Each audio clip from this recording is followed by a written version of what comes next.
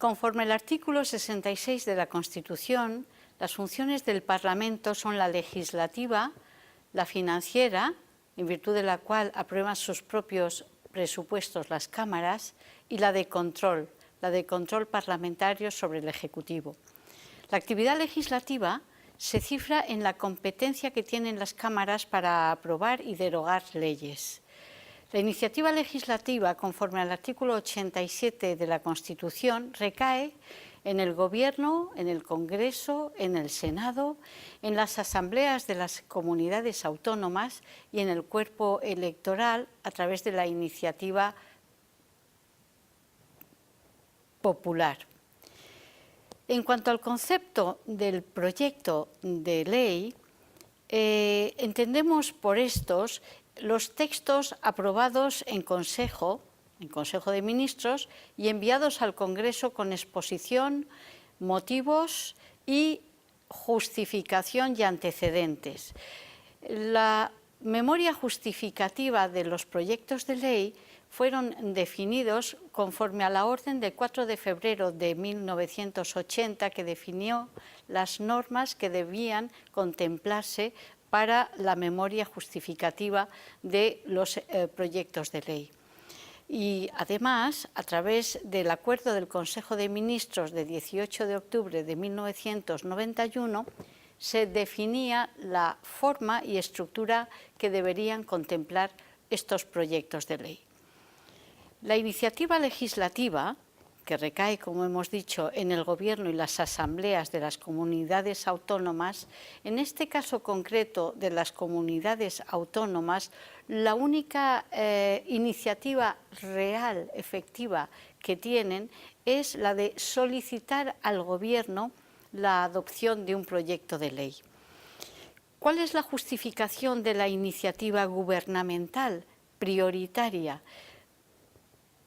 Caben mencionarse distintos aspectos. En primer lugar, porque el Gobierno es responsable de la dirección política, del indirizzo de la nación y, por otra parte, es el órgano adecuado, quizá el más competente, para conocer, para ver esa omnivisión, conocer las necesidades de ámbito general del Estado y proveer a su remedio presentando proyectos de ley.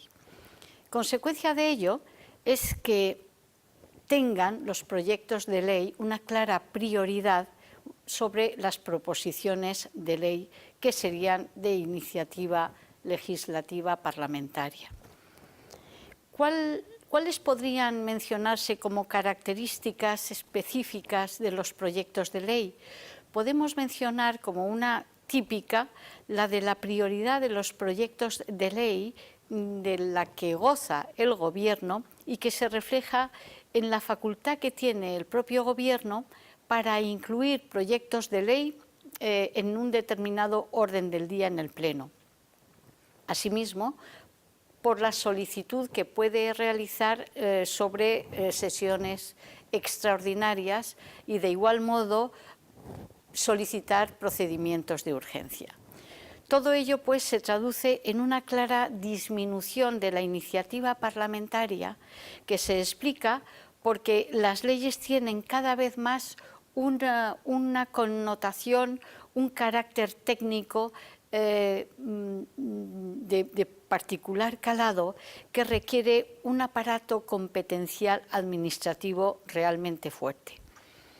En cuanto a la tramitación del proyecto de ley, es decir, su íter legislativo, hay que señalar que transcurre por diversas etapas o fases. En primer lugar, la presentación en el Congreso, en la mesa del Congreso, del texto remitido por el Gobierno. La remisión por parte de la mesa del Congreso de este texto a una comisión legislativa permanente para su estudio y el de las enmiendas que se presenten. La comisión, por su parte, elegirá de su seno una ponencia colegiada que tendrá que verificar, que realizar un informe sobre el texto recibido, informe que en su momento volverá a elevar a la comisión y la comisión emitirá un dictamen que lo enviará para un orden del día para ser discutido, debatido y conocido por el Pleno.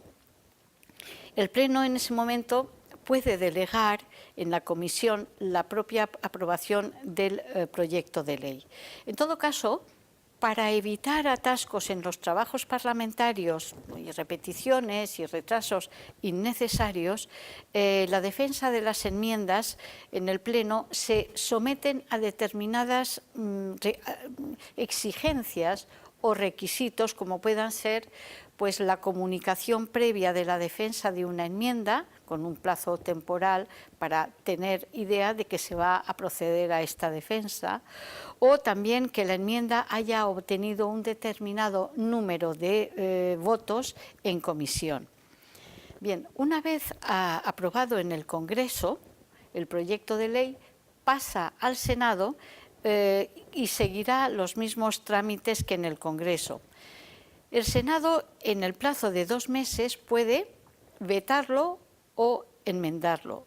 De ser así, volvería a remitirse a la Cámara del Congreso para ser ratificado en su caso, cosa que haría el Congreso si consigue la mayoría absoluta en primera votación, y de no ser así, se ratificaría por mayoría simple en segunda votación. Después de este trámite vendría una última etapa configurada por la sanción, promulgación y publicación del proyecto de ley. Este proyecto de ley, una vez que ya ha sido aprobado por el Congreso definitivamente, y por lo tanto por las Cortes, se eleva al jefe de Estado para su sanción, tal y como define el artículo 91 de la Constitución, que será sancionado en los 15 días siguientes y se promulgará la ley y se ordenará su inmediata publicación. La sanción es un acto obligado del rey y sometido a refrendo, que será por parte del presidente de Gobierno o cualquiera de los ministros. Este es un acto obligado, puesto que el veto regio, propio de etapas muy anteriores, de una etapa constitucional decimonónica, ha caído claramente en desuso.